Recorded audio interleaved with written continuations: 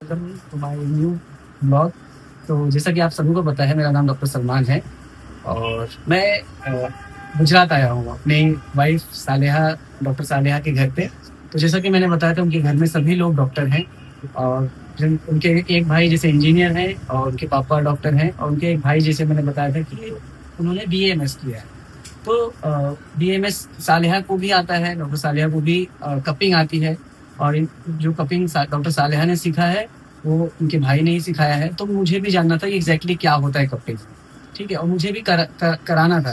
कराने से पहले मैं जानना चाहता था exactly what happens in cupping. तो पहले एग्जैक्टली भाई बताएंगे कि कितनी टाइप की कपिंग होती है, ठीक है, और उससे क्या क्या चीजें सही होती है, ठीक है भाई। डिटेल में अगर देखा जाए तो कपिंग तो 16 टाइप के होते हैं, मतलब ज़्यादा डिटेल होती है ये। तो इसमें एक वेट कपिंग है जिसमें ब्लीडिंग होता है, बाकी का सारा ड्राई कपिंग है। ड्राई कपिंग में भी काफ़ी कुछ है कि उसका प्रेशर आप कितना मेंटेन कर रहे हो, उसको उसका डिफरेंस हो जाएगा, उसका रिजल्ट डिफरेंस हो जाएगा। मैग्नेट से करते हैं, अंदर आइस बर्निंग करते हैं, अंदर पानी करके करते हैं, पानी गर्म ठंडा उसका रिजल्ट चेंज हो जाएगा। अच्छा अच्छा। फायर से करते हैं, फायर को अगर लगा के एक जगह छोड़ देते तो अलग हो गया, उसको अगर रोटेट करें पूरे बॉडी में तो उसका रिजल्ट अलग है। अच्छा अच्छा। सेम टू सेम ड्राई में भी क्या बोलते हैं, अगर प्रेशर कितना रख रहे हैं उस पर डिपेंड करता है। मसाज मसाज का कौन सा आप सर्कुलेशन में घुमा रहे हैं, क्लॉक वाइज घुमा रहे हैं, एंटी क्लॉक वाइज घुमा रहे हैं, तो उसके भी रिजल्ट चेंज हो जाता है। पर बेसिक ये है कि जो कोई भी कपिंग जो है बॉडी में क्या करता है। हाँ। आपको सवाल था कि Yes. बेसिक कपिंग जो है वो बॉडी में क्या करता है। सनिया एक सेकेंड, आप इसको थोड़ा दूर रखिए।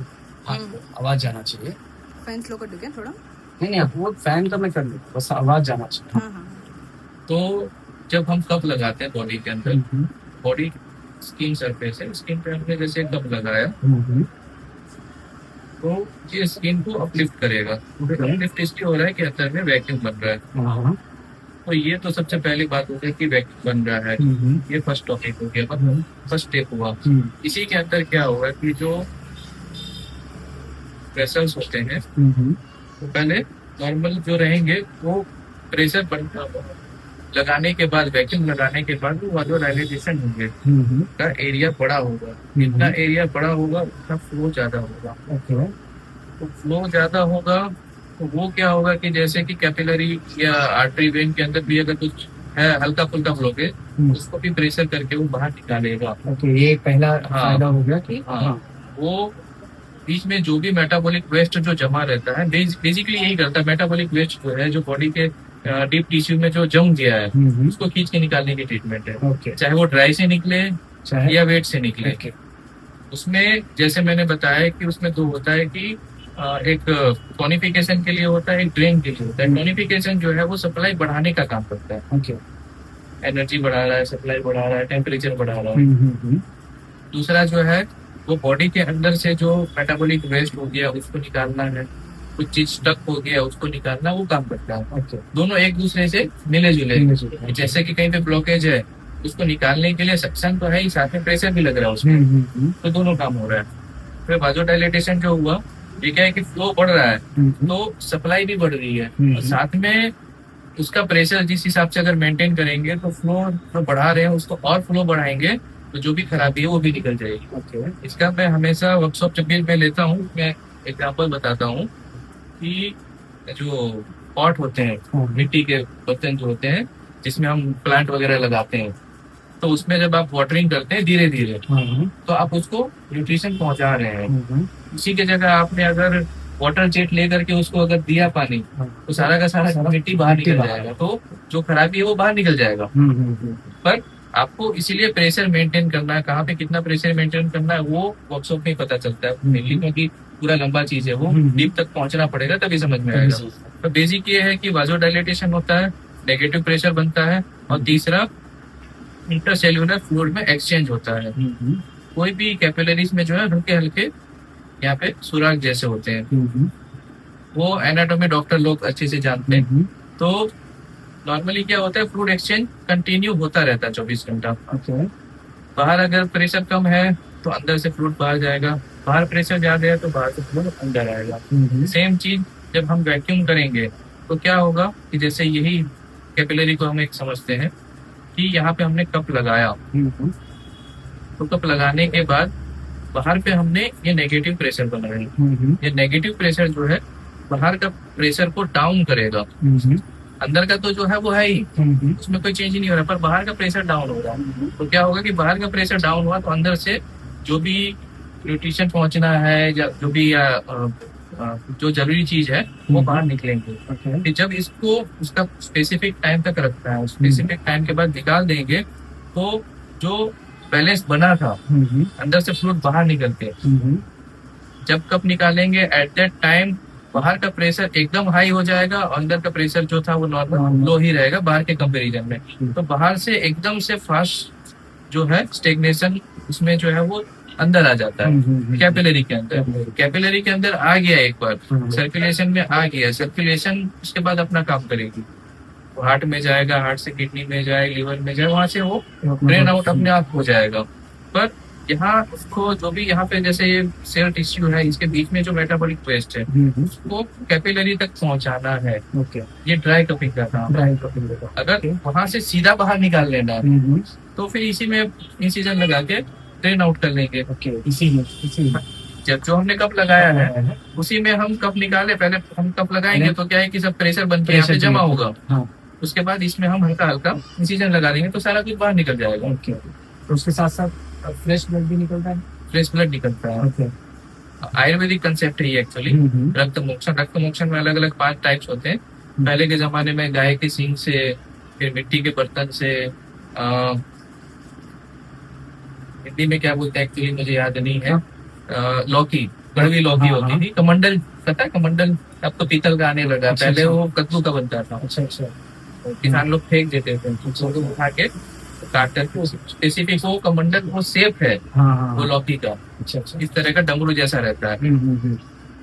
ऊपर से क्या इतना कट कर देते हैं, हैंडल बनी गया, 10 सामान वगैरह रखने का हो गया। तो इसी को यहाँ से कट करके कप का शेप दे दिया जाता है। तो वो स्पेसिफिक रहेगा, फिर वो दोस्त के हिसाब से रहेगा। बात दोस्त में अलग है, पित्त दोस्त में अलग है, कप दोस्त में अलग है। जैसे लीच थेरापी जो होता है वो पित्त दोस्त के लिए है। ये जो लौकी का जो मैं बता रहा हूँ, कड़वी लौकी, ये हो गया कफ दोष के लिए। पर अभी के टाइम पे लीच को संभालना थोड़ा मुश्किल है, फिर भी काफी लोग कर रहे हैं और अच्छा रिजल्ट भी मिल रहा है। और गाय का सिंग अभी नहीं मिलता है। मिलेगा तो थोड़ा प्रॉब्लमेटिक रहता है कि आपने एक बार ब्लीडिंग निकाला, उसको स्टेराइल नहीं कर पा रहे। इसके जगह पे जो प्लास्टिक का कप यूज होता है वो क्या होता है कि एकदम सस्ता रहता है, ज्यादा महंगा होता नहीं है। तो आपने उसको डिस्पोजेबल के तौर पे ही यूज किया। एक बार लगाया, उसमें ब्लीडिंग आया, उसको फेंक दिए सीधा। जब ड्राई कपिंग करते हैं तो वो चीजें हम नहीं फेंकेंगे। ड्राई कपिंग आप कौन से कप से कर रहे हैं उस पर डिपेंड है। जैसे ड्राई कपिंग में मसाज भी आएगा, उसमें मोक्सा कपिंग भी आएगा, उसमें वाटर कपिंग भी आएगा, आइस कपिंग भी आएगा। ये सब में ब्लड टच नहीं होता है, तो उसको आपको फेंकने की जरूरत नहीं है। जैसे आपने जो क्वेश्चन किया, बहुत अच्छा क्वेश्चन किया कि ब्लीडिंग अगर हो गया और मेरा मन नहीं कर रहा है उस कप को फेंकने का, कप बहुत सस्ता है, बहुत महंगा नहीं है, पर मेरा मन नहीं कर रहा है कि उसको फेंकना है, तो उसको रीयूज करने का एक ऑप्शन है, ईटीओ मशीन। अब मेडिकल लाइन से तो आपको पता होगा, हॉस्पिटल वगैरह में, बड़े बड़े हॉस्पिटल में यूज होता है ईटीओ मशीन, जो तकरीबन 10 लाख के आसपास का आता है। उससे अच्छा है कि कप को फेंक दिया जाए, क्योंकि उसको अगर हम बॉईल करेंगे, ऑटोक्लेव करेंगे, तो उसका रबड़ जो है गल जाएगा। इसके जगह कोरियन कप आते हैं, उसको 220 डिग्री तक आप गर्म कर सकते हैं। पर वो फिर क्या है कि पर्सनल यूज के लिए हो गया कि आप ही बार बार करवा रहे हैं और आप ही उसको प्रॉपर स्टेराइल कर रहे हैं। तो इससे अच्छा क्या है कि कप अभी हार्डली 15 से 20 रुपए मिल जाते हैं, एक कप यूज करो, फेंक दो। सिरिंज के जैसे पहले के टाइम पे सिरिंज को स्टेराइल करने के लिए उबालते थे वगैरह करते थे, कांच का यूज होता था। अभी प्लास्टिक आ गया है, प्लास्टिक का जो सिरिंज है यूज करो, फेंक दो। सेम टू सेम इसमें भी काम होता है। दूसरा, एज ए डॉक्टर स्टेरिलाइजेशन का ध्यान रखना बहुत जरूरी है।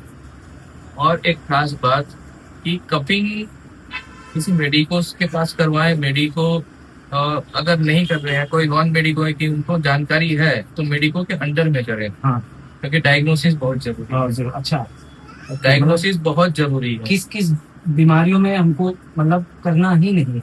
ऐसे कुछ काफी सारे मैंने पूरा वीडियो बना के डाला है, वो ये सब चीजें ठीक है। मैं गाइस ये सिखाते भी हैं, ठीक है जी, वर्कशॉप लेते हैं जिसपे एग्जैक्टली आपको बताएंगे सब कुछ चीजें। मैं एक नॉर्मल सा आइडिया जानना चाहता था, बस एक लास्ट क्वेश्चन है कि जो कपिंग थेरेपी है ये आयुर्वेदिक से आया, क्योंकि बहुत सारे लोग ये मानते हैं कि ये मोस्टली मुस्लिम लोग ज्यादा कराते हैं। ये बहुत इंटरेस्टिंग क्वेश्चन है, क्योंकि वर्कशॉप में हमारा पहला टॉपिक ही ये रहता है, हिस्ट्री ऑफ कपिंग। हाँ। तो कपिंग जो है काफी साल पुराना है, ऑलमोस्ट बोल सकते हैं कि सिविलाइजेशन जब से बनी तब से है कि अलग अलग लैंग्वेज में अलग अलग उसका वर्ड है। कहीं में खुफा है, किसी में हिजामा है, किसी में रक्त मोक्षण है। जितने लैंग्वेज है सब में अलग अलग नाम देखने को मिलेगा। मतलब जब से सिविलाइजेशन स्टार्ट हुई तब से ये एग्जिस्ट करता है। अगर उसके बाद आता तो चॉकलेट जैसा हाल होता। फ्रेंच में भी चॉकलेट बोल रहे हैं, हिंदी में भी चॉकलेट बोल रहे हैं, इंग्लिश में भी चॉकलेट बोल रहे हैं। इसके लिए कोई अलग लैंग्वेज तो अलग वर्ड नहीं है, क्योंकि बाद में आया है। तो कपिंग जो है पहले से एग्जिस्ट करता है। दूसरी बात कि इस्लाम में अभी लोग अवेयर इसलिए हुए हैं कि एज ए सुन्नत हम उसे करते हैं। आप नबी सल्लल्लाहु अलैहि वसल्लम ने ये कहा था हिजामा करवाओ। हदीस जो है मतलब प्रॉपर अगर तर्जुमा देखेंगे तो उसमें जो फरिश्ते बता रहे थे उनको कि अपनी उम्मत को बोलो हिजामा करवाने के लिए। मतलब उन्होंने फिर आके कहा कि आप हिजामा करवाओ। हिजामा कैसे होता है वो नहीं बताया उन्होंने, क्योंकि पहले से एग्जिस्ट करता था। उन्होंने उस चीज को आम किया। एक हदीस के मुताबिक है कि सिफा 3 चीजों में है। रेफरेंस आप बाद में कोट कर दीजिएगा, मैं आपको भेज दूंगा। कि शहद पीने में, हिजामा में कट लगाने में, अच्छा, और आग से दागने में। यही हदीस में आगे एक लाइन है कि मैं आग से दागने को नापसंद करता हूँ। तो शहद, अगर इसको आयुर्वेदिक कंसेप्ट से समझा जाए तो शहद जो है वो कब्ज दोष का शमन करता है। रक्त मोक्षण, ये कपिंग में जो हम इंसिजन लगाते हैं वो मेनली पित्त पे ज्यादा काम करता है। बाकी तीनों दोष पे काम कर रहा है, तो मेनली पित्त पे ज्यादा काम कर रहा है। आग से दागना जो है वो वात को कम करता है। जैसे अभी बहुत सारे जगह पे हो रहा है, मैंने अभी स्टार्ट नहीं किया है, अग्निकर्म। घुटना वगैरह दर्द रहता है उसमें दागते हैं, तो कंट्रोल मैनर पे रहता है।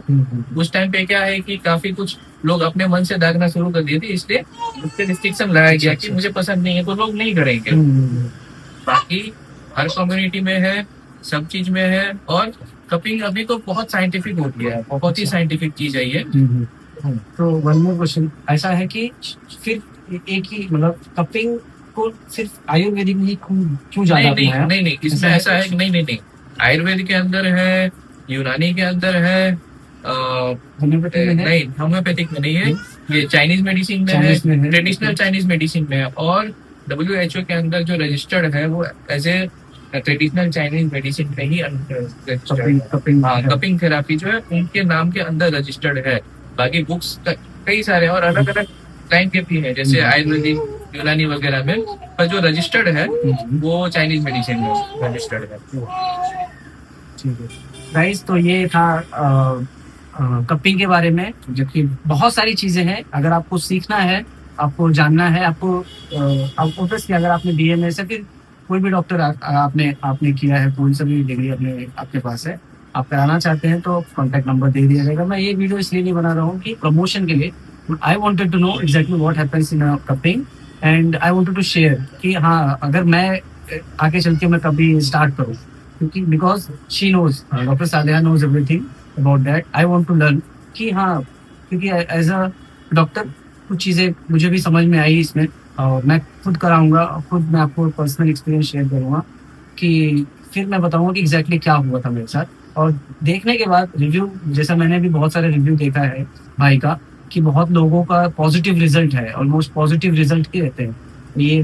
तो उसके हिसाब से मेरे अंदर भी ऐसा इंटरेस्ट आया कि मुझे भी करना चाहिए। और ऑब्वियसली कोई भी चीज़ अगर पेशेंट के हित में है, पेशेंट के बेनिफिट में है, डेफिनेटली आई विल डू।